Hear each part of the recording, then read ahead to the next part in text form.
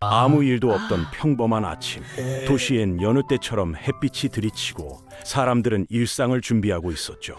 그런데 이상할 만큼 조용했습니다. 라디오도 뉴스도 휴대폰도 잠잠했고 거리엔 남성들이 보이지 않았습니다. 몇 시간 후 전 세계의 방송국과 인터넷을 통해 하나의 사실이 퍼져나갑니다. 지구에서 모든 남성이 사라졌다. 단 한 명을 제외하고. 그가 누구인지는 중요하지 않았습니다. 그는 대통령도 과학자도 운동선수도 아닌 평범한 회사원.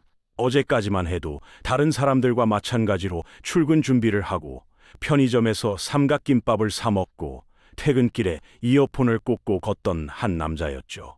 하지만 지금 그는 인류 역사상 가장 특별한 존재가 되었습니다. 단 한 명 남은 남성. 이제 그는 단순한 개인이 아니라 인류 전체의 운명을 쥐고 있는 유일한 존재가 된 것입니다. 처음엔 믿기 힘들었습니다. 사람들이 그를 찾기 시작했을 때 그는 이미 도망치고 있었습니다. 너무 많은 시선, 너무 많은 관심, 너무 많은 혼란 속에서 그는 공포를 느꼈죠. 몇몇 지역에서는 그를 확보하려는 움직임이 시작됐고 어떤 단체는 그를 보호하자며 조직적인 행동에 나섭니다. 또 어떤 이들은 그를 통제하려 하고 그의 DNA를 수집하려 하며 인류의 재건 프로젝트를 논의하기 시작합니다.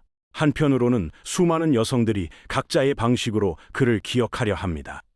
SNS엔 그에 대한 이야기들이 넘쳐났고 다큐멘터리, 기사, 블로그, 영상 콘텐츠까지 그가 어떤 사람이었는지, 무엇을 좋아하고 어떤 식사를 선호하는지, 어떤 성향을 가졌는지 분석하고 추적하려는 움직임이 퍼져나갔습니다.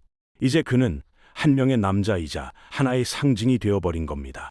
생존자, 번식자, 종의 유일한 희망, 그리고 동시에 인류가 기대와 공포를 모두 투영하는 존재. 그에게 선택권은 있을까요? 혹은 인류는 그의 선택을 존중할 여유가 있을까요? 많은 여성들은 말합니다. 그도 한 사람이다. 그에게도 삶의 권리가 있다. 그러나 동시에 또 다른 목소리는 말하죠. 그는 개인이 아니다. 그는 자원이다.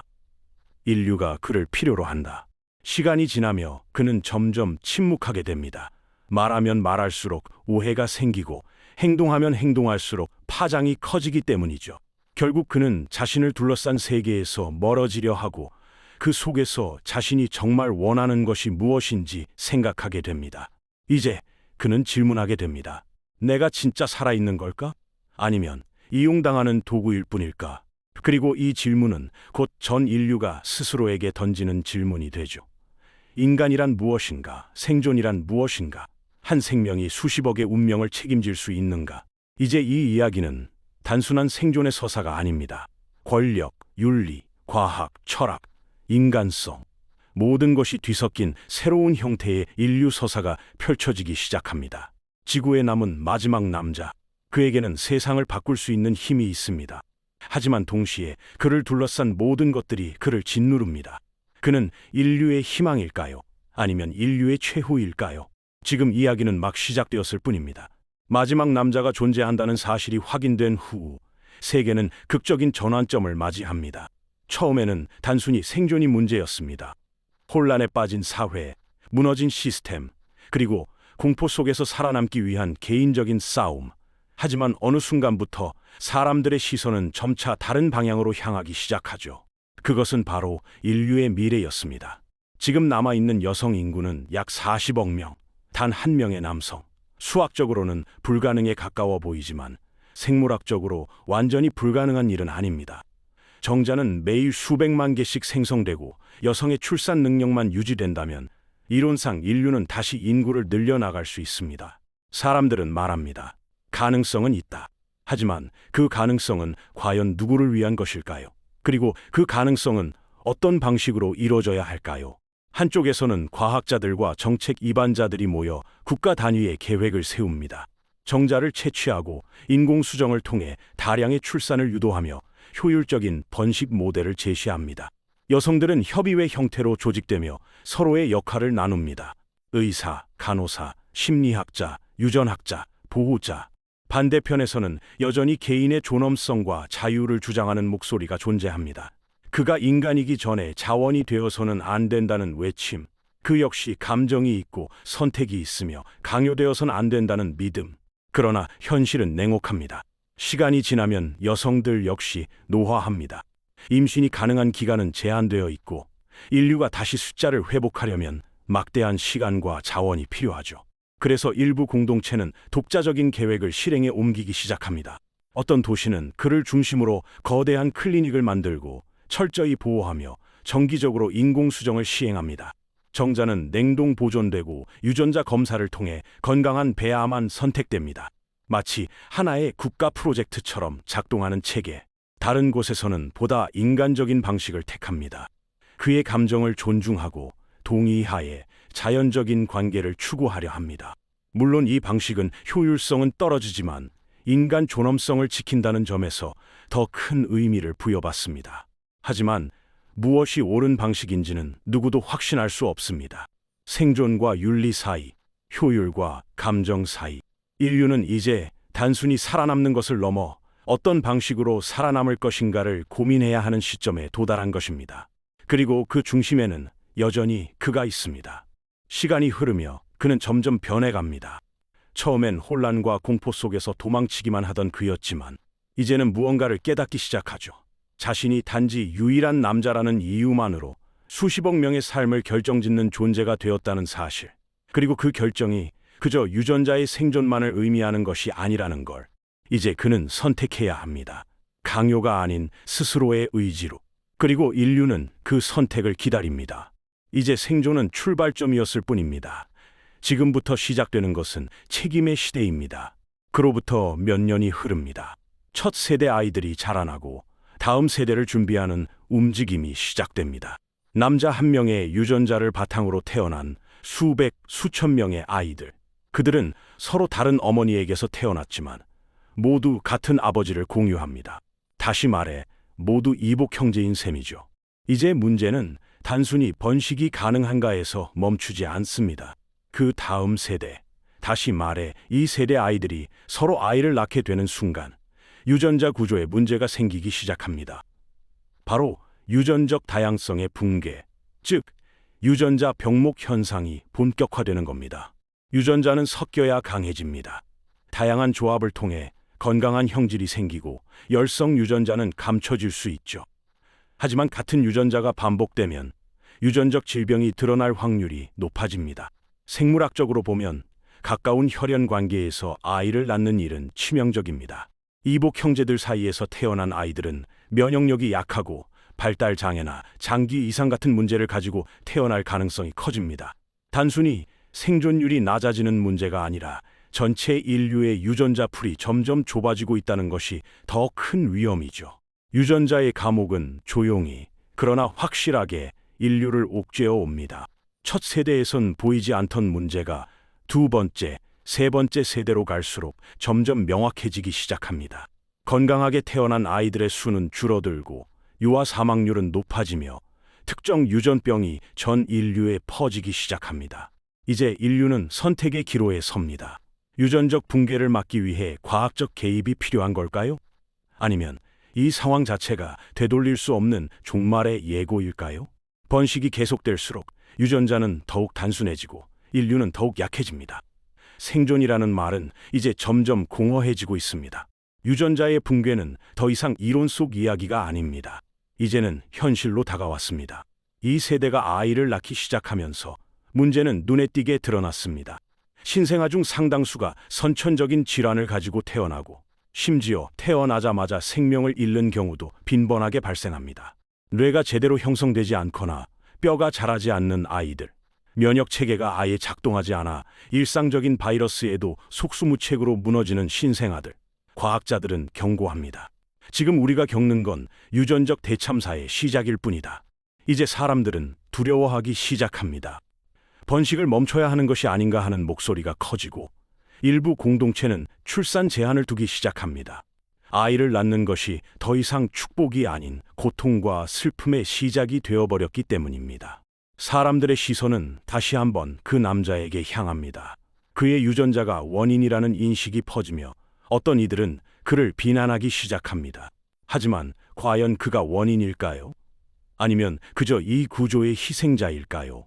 한편 과학계는 해결책을 찾기 위해 필사적으로 연구를 이어갑니다. 유전자 편집 기술, 인공 난자와 정자 생산, DNA 조합을 통한 새로운 다양성 창출. 하지만 그 어떤 시도도 완벽하지 않습니다. 시간은 부족하고 자원은 한정적이며 윤리적 문제는 끝없이 이어집니다. 한 생명체의 유전자로 시작된 인류는 결국 그 유전자의 반복 속에서 스스로를 파괴하고 있는 셈입니다. 생명을 만들기 위한 번식이 이제는 생명을 줄이는 결과로 이어지고 있죠. 사람들은 묻습니다. 이대로 계속 나아가야 할까? 아니면 여기서 멈춰야 할까? 그 질문에 답할 수 있는 사람은 아무도 없습니다. 하지만 분명한 것은 인류가 지금 스스로 만든 미래 속에서 무너지고 있다는 사실입니다. 인류는 무너지는 유전자를 눈앞에 두고 마지막 희망을 과학에서 찾기 시작합니다. 더 이상 자연적인 방식으로는 생존이 불가능하다는 판단이 내려진 순간부터 인간은 생명을 설계하려는 시도에 돌입하게 됩니다. 첫 번째 접근은 유전자 편집입니다. 크리스퍼 기술을 활용해 열성 유전자를 제거하고 특정 질환의 가능성을 낮추는 연구가 속속 진행됩니다. 이미 일부 사례에서는 유전병 예방에 성공한 바 있기에 기대는 높습니다. 하지만 아직 완전히 안전하진 않습니다. 예측 불가능한 유전자 변형, 장기적인 부작용은 누구도 확신할 수 없죠. 두 번째는 인공 생식세포의 개발입니다.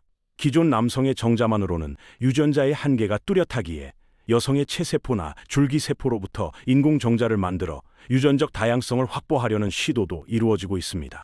이 기술이 성공한다면 단일한 유전자 구조를 벗어날 수 있는 길이 열리지만 여전히 초기 단계에 머물러 있습니다.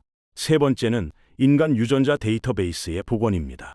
과거 보존된 유전자 정보, DNA 샘플, 냉동 보관된 생식세포 등을 활용해 과거의 다양성을 다시 되살리는 것입니다. 그러나 이 역시 법적, 윤리적 문제에 부딪힙니다. 죽은 사람의 유전자를 사용해 생명을 창조해도 되는가라는 질문은 여전히 답을 찾지 못한 채 남아있죠. 과학이 할 수 있는 일은 많아졌습니다. 하지만 문제는 과연 이 모든 시도를 어디까지 허용할 수 있느냐는 데 있습니다. 생명을 구하기 위해 생명을 설계하는 것, 인간이 스스로를 창조자로 자처하는 것은 수많은 윤리적 딜레마를 낳고 있습니다. 어떤 이는 말합니다. 생존을 위해선 뭐든 해야 한다. 또 어떤 이는 반박하죠. 우리가 살아남는다면 그것이 진짜 인간일까? 기술이 아무리 발전하더라도 인간이란 존재는 단순한 DNA 그 이상이라는 주장. 반대로 지금 이대로 멸종하는 것보다 어떤 방식으로든 이어지는 것이 낫다는 현실론. 그 사이에서 인류는 깊은 고민에 빠집니다. 지금 이 순간에도 실험실에서는 새로운 생명이 설계되고 있고 연구소에서는 과거의 유전자가 재조합되고 있습니다. 하지만 어느 누구도 확신할 수는 없습니다. 이것이 정말 인류를 구할 길인지 아니면 또 다른 파국의 시작인지. 과학은 해답일 수 있을까요? 아니면 그저 시간을 벌어줄 뿐일까요? 인류는 지금 그 선택의 문 앞에 서 있습니다. 끝없는 번식, 이어지는 유전자 조작, 그리고 실험실에서 만들어지는 생명들. 인류는 생존을 위해 수많은 방법을 동원해왔지만 이제는 한 가지 질문 앞에 멈춰 섭니다. 우리는 왜 살아남아야 하는가? 마지막 남자, 여전히 그가 중심에 있습니다. 수많은 아이들이 그의 유전자로 태어났고 지금도 누군가는 그의 정자로 다음 세대를 준비하고 있습니다. 그는 이제 인간이라기보다 하나의 생식 시스템처럼 다뤄지고 있죠. 그는 말이 없습니다. 오랜 침묵 속에서 그는 사람들의 기대를 감당하고 과학의 실험 대상이 되며 동시에 무수한 윤리적 논쟁의 중심에 놓였습니다. 하지만 그의 생각은 아무도 모릅니다. 그는 지금 어떤 마음으로, 어떤 시선으로 이 세상을 바라보고 있을까요? 그리고 그 역시 질문을 품습니다. 이렇게까지 해서 인류가 살아남을 가치가 있을까? 내가 계속 살아있어야 할 이유는 무엇인가? 그의 고독은 점점 깊어져 갑니다. 주변에 수많은 사람들이 있지만 누구도 그와 같은 입장을 겪어본 이는 없습니다. 그는 말 그대로 유일한 존재, 그리고 그 유일함은 곧 고립을 의미합니다. 한편 인류 내부에서도 균열이 일어납니다. 일부는 여전히 번식을 주장하지만 점점 더 많은 이들이 멈춤을 말하기 시작합니다. 우리는 지금 멸종을 거부하는 것이 아니라 자연의 흐름을 억지로 버티고 있는 것뿐이다. 어느 날 그는 결정을 내립니다. 모든 실험에서 물러나고 어떤 공동체에도 속하지 않기로 합니다. 그는 혼자서 고요한 곳으로 떠납니다. 누군가는 그를 비난하고 누군가는 이해하려 애쓰지만 그 누구도 그를 막을 순 없습니다. 그리고 인류는 그를 보내며 다시 한번 스스로에게 묻습니다. 생존이란 무엇인가? 우리는 지금 어떤 생명을 지키고 있는가? 지구의 마지막으로 남은 남자. 그는 단지 생존의 열쇠가 아니었습니다. 그는 인류가 잃어버린 질문의 화신이었고 우리가 외면해온 본질의 거울이었습니다.